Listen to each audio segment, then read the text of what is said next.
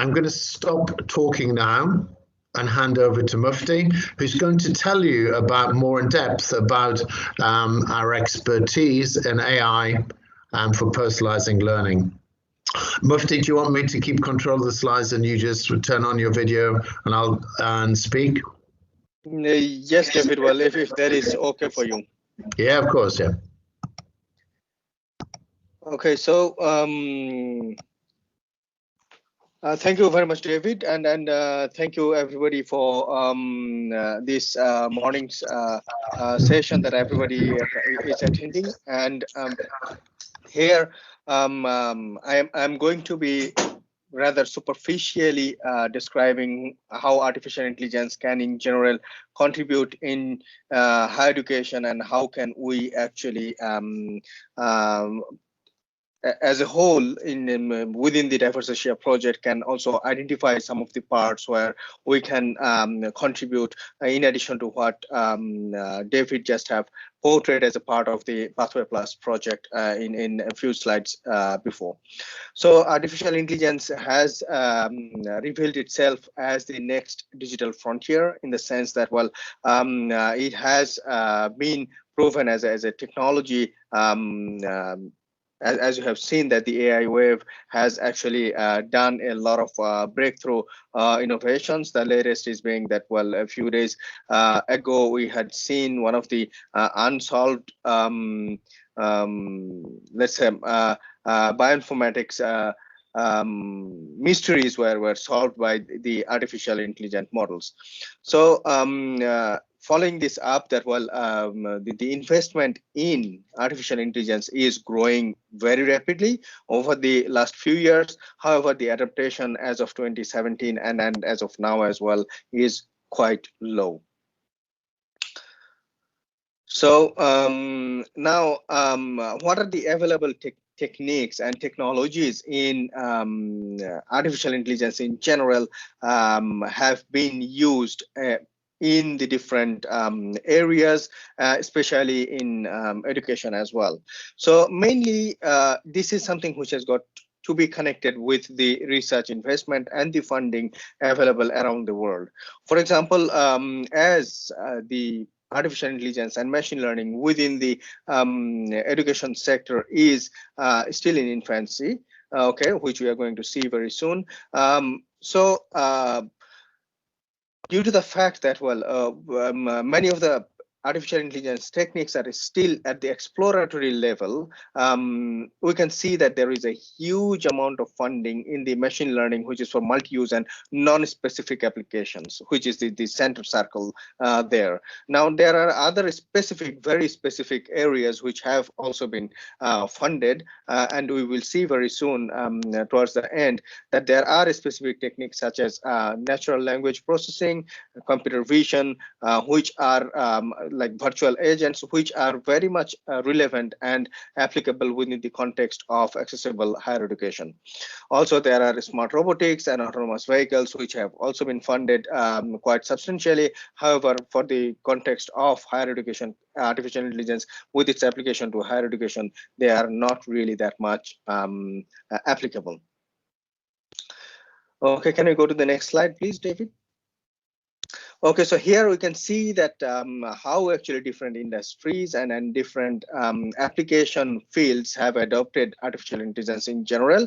So the main reason that we would like to promote within DiversAsia the usage of artificial intelligence techniques, especially let's say if we are talking about the natural language processing, the computer vision techniques, the virtual agent techniques, that is mainly because, well, in this particular list, when we see the colors from faded to the darker colors denote that how the adaptation is in terms of relatively low to relatively high. We can see that education is one of the sectors which have adopted this one quite at a limited scope. So after education, we only have professional services, healthcare, building materials and construction, travels and tourism. So there is actually a lot of space to work on this, and that is what we are going to make use within the DiversAsia project. So following this up, Next slide, please, David. Following this up here, we can see that all the current adaptation of these specific technologies that we just have talked have been mainly adopted by sectors like high tech and telecommunication, like the financial services, the transportation and logistics. Then we have the automotive and assembly, energy and resources, media and entertainment. There are some sort of adaptation in the retail and consumer packaged goods. However, as we mentioned before in the previous slide as well, that the education is one of the very late adapters here in this particular case. And we are going to now show that how that the project at a sector specific level, at the education level, how we can contribute to this. Next slide, please, David. Yeah, so now as we mentioned, that there is a lot of expectation that we have on AI. So it is aimed to deliver applications that will significantly reduce the educational costs. The services will be improved, and we will be able to definitely enhance the utilization of the different available assets which are out there. Now, the ways in which AI can create value can be categorized in the 4 areas that you can see at the top of the column levels. Yeah, so these are, for example, like enabling an organization to better project and forecast what needs and what can be done. So forecasting, projecting, and forecasting what are the needs and what needs to be done. Yeah, and then optimize the development process and improve the sourcing. Improve the sourcing, and then increase organizations' ability to produce the effective and effective end products and services as well. So these 4 areas of let's say value creation are based on specific use cases that are being explored or let's say have been deployed in the education today. For example, if we see the first row out there, we can see that there are, I mean the second row, yeah. So we can see that there has been a large usage of within that small diagram that we had seen of technologies in one of the previous slides, that we can see that machine learning is still the key player, but while it is unspecific. However, within the machine learning itself, we can see that the technology related to computer vision and computer vision and natural language processing, along with some degree of virtual agent, has been directly related to that. And connected to that, we can see as an example that, well, in a number of different organizations, virtual teaching assistants have been employed, which can answer around 40% of student routine questions. So these are by means of different chatbots and automated virtual agents. So 1% of the 1% increase in the enrollment process also have been seen when virtual agents and virtual assistants had been used to follow up applications who were interested in applying or in accessing higher education. And in terms of, let's say, marking as well, it has been found that 85% match with the human grading is possible. So this is something which has been done through machine learning and predictive modeling. So in addition to this, there are a number of different areas which are directly relevant within the DiversAsia project, where we will be able to contribute, and these are the things that we actually need to keep in our mind. And whenever we have the opportunity at the specific task level, we should be able to promote the usage of these specific tools and techniques to achieve, for example, these specific goals. For example, if you are talking about, let's say, attracting students, so AI in this particular context can be used to match people by combining the traditional measures of academic success with the high potential based on someone's ability or traits. For example, well, someone is probably trying to do some course based on what that person thinks will be able to do better, or based on the market, how is the employability of that particular subject when they're studying within the market sector. But well, that particular person might not be actually doing its best when just thinking about the market and the employability, rather than what AI can then think that, well, analyzing that person's background information and that person's ability and the traits, can probably propose a better course which is more suited to that person, rather than just going with the market trend. Now, retaining students is one of the main things in which artificial intelligence can actually contribute, as Professor David Brown had just shown as a part of the Pathway Plus project, that there was that small app, which a small app was pretty powerful in understanding the student engagement by using computer vision. So in this particular context as well, the computer vision can identify the signs of students' disengagement by monitoring them during their work, by tracking their eye movements, by observing their expressions to check whether they're engaged, they're confused, they are bored. So there are many institutions, for example, like NTU, where we are experimenting with this computer vision, natural language, and various other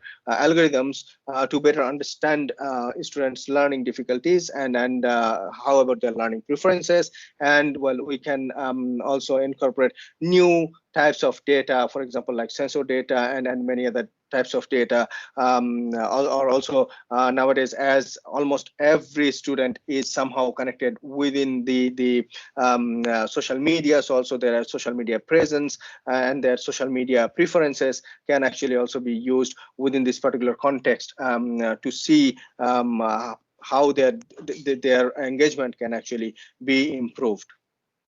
Now, the other very important aspect is actually personalized learning. So the personalized learning is a real key challenge, because student retention can be done through, let's say, through an app by collecting a number of different data. It can be physiological, or it can be, let's say, some of the video data. The main challenge is actually to understand how each student usually learn and usually can benefit from the materials which are out there, because well, we most of the academics who are here, we believe in a usually standardized approach, which we have. For example, a class of 50 people, we usually try to deliver a very similar content to all the 50 people.